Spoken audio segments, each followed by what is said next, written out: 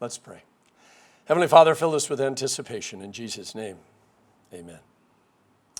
We had flown from Seoul to Tokyo, and I needed to put a few more yen on my Passmode transportation card. And so the change I had in my pocket that I'd had from my last trip was more than enough. So I dumped it all into the machine and pushed the button. Nothing happened. I pushed the button again. Nothing happened. That's when one of my daughters said, "Dad, there's a coin that came down in the coin slot." I pulled it out, it was 500 yen. Put it back in the slot, came right back out. Put it back in the slot, came right back out. That's when my son said, "Dad, let me look at the coin."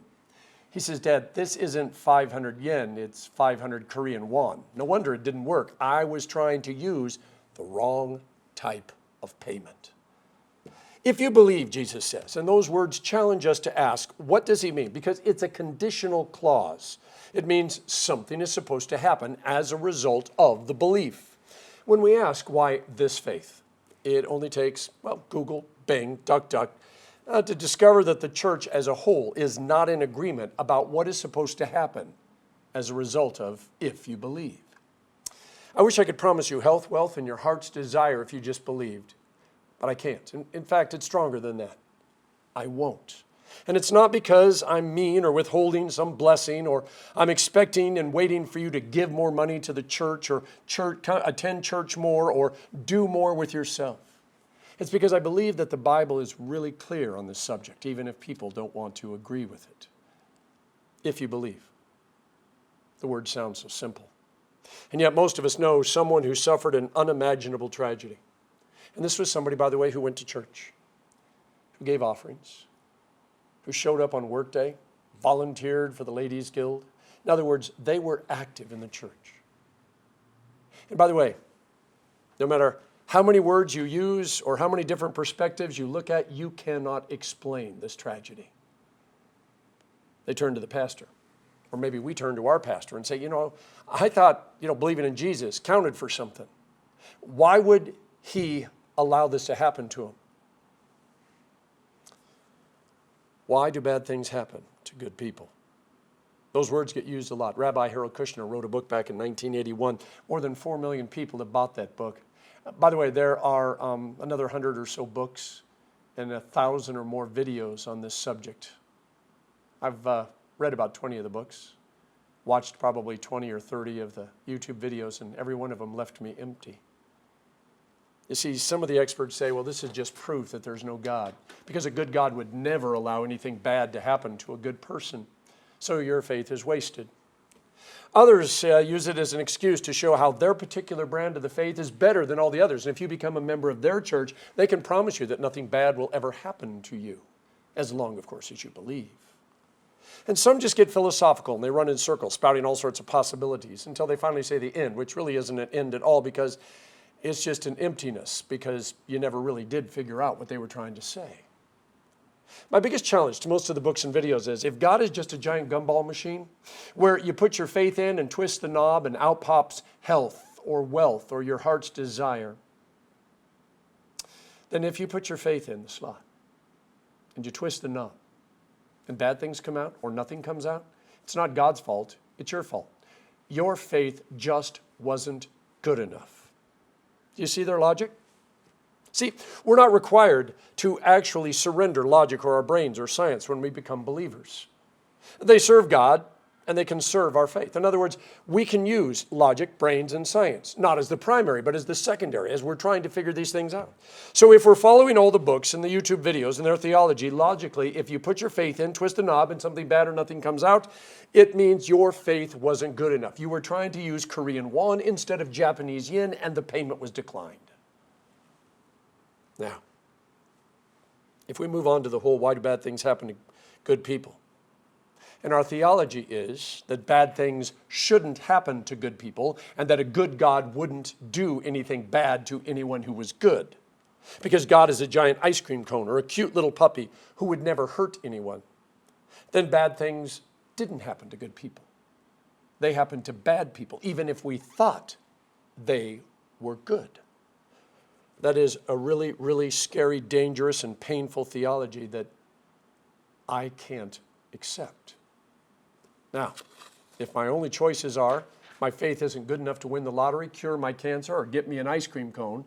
Or my faith is so poor that God has to punish me even if I'm just a 5-year-old kid in kindergarten.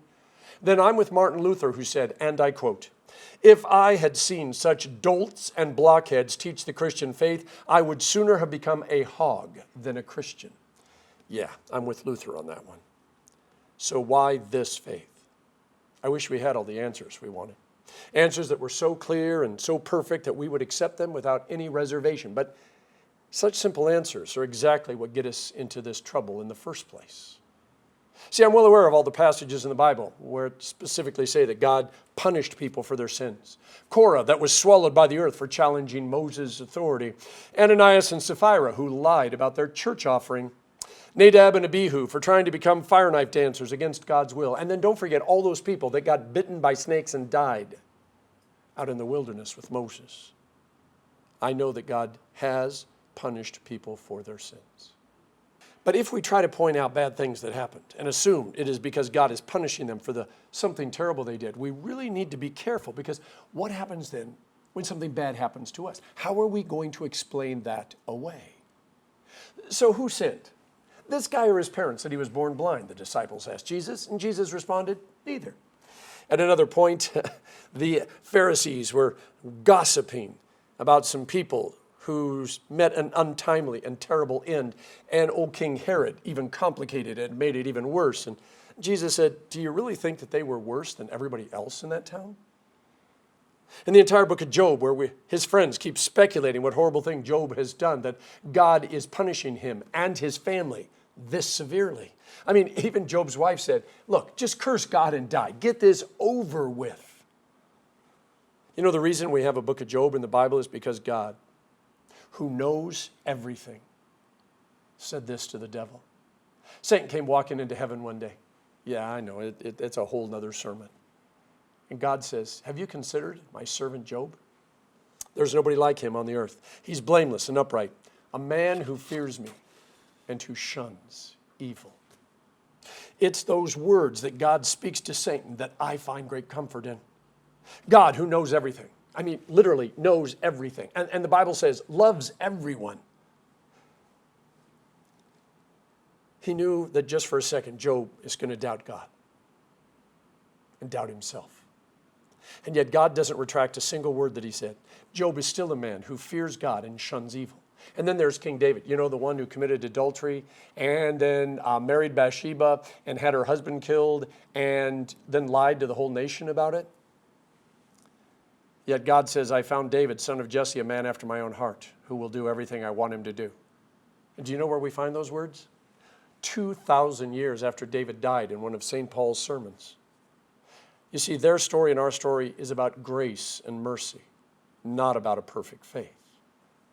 You can only seek God when God has already found you, loved you, forgiven you, and made you his own. The desire for God's love is a fruit of having experienced God's love. God's grace is not defined as God being forgiving and loving to us even though we sinned. No. Just as the bad things that happen to us cannot be the definition of God being angry at us because our faith wasn't enough. Grace is God being the source of wholeness, pulling us into himself, wrapping himself around us, and holding on to us. But because we're not dead yet, and this life isn't over, and the world is still filled with demons and sin and darkness, Satan is able to mess with us, and he's able to mess with our family and our community and our churches. And it's not that God isn't powerful enough. It's not that God couldn't just snap his fingers and fix everything.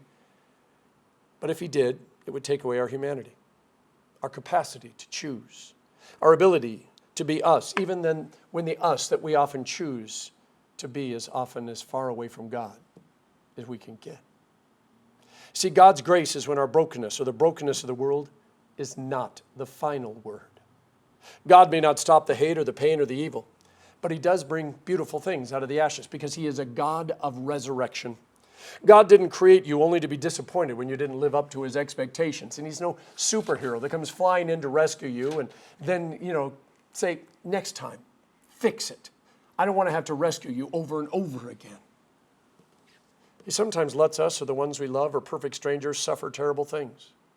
Not because he couldn't prevent it, but because we could. I need to say that again. He doesn't prevent these tragedies. It's not that he couldn't. It's that we could and don't. He's letting us be and do what we do best, and that's play a terrible and pathetic version of a God who's too weak to get out of his own way, and so everybody and everything around him suffers. What God says in the midst of the pain and suffering and loss is, I love you too much to let sin be the final word. Sometimes he has to let us die so that he can resurrect us. It's not the way that he wants it, and it's not the way we want it to be, but it is the only way we might finally understand why it was a really, really bad idea for us to try to be our own gods. A long time ago, a little baby got born in a stable outside of a town called Bethlehem. His parents were ostracized because she got pregnant before they were married. The evil king made them journey all the way to Bethlehem, even though she was 9 months pregnant, so that he could find out how much more taxes he could raise and how many more soldiers he could recruit for his army as he tried to conquer the world. The parents then had to run to a foreign country because that same king, by the way, was going to murder their baby. Believe it or not, this great king was jealous of this tiny little baby. Welcome to the Christmas story. The baby escapes the murderous king, grows up, gets a great job as a traveling rabbi, and he has thousands of followers, which, by the way, in the day before social media was actually a huge number. He heals people, raises people from the dead, defends the poor, befriends the lost and lonely, and brings hope to an entire nation.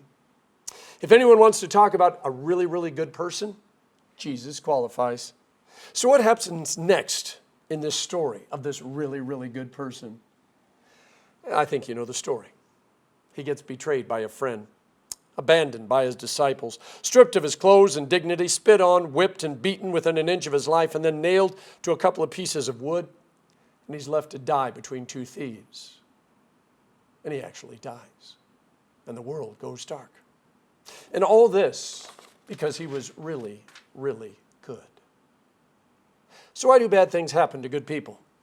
Well, in this case, it was because it was how God chose to save his people.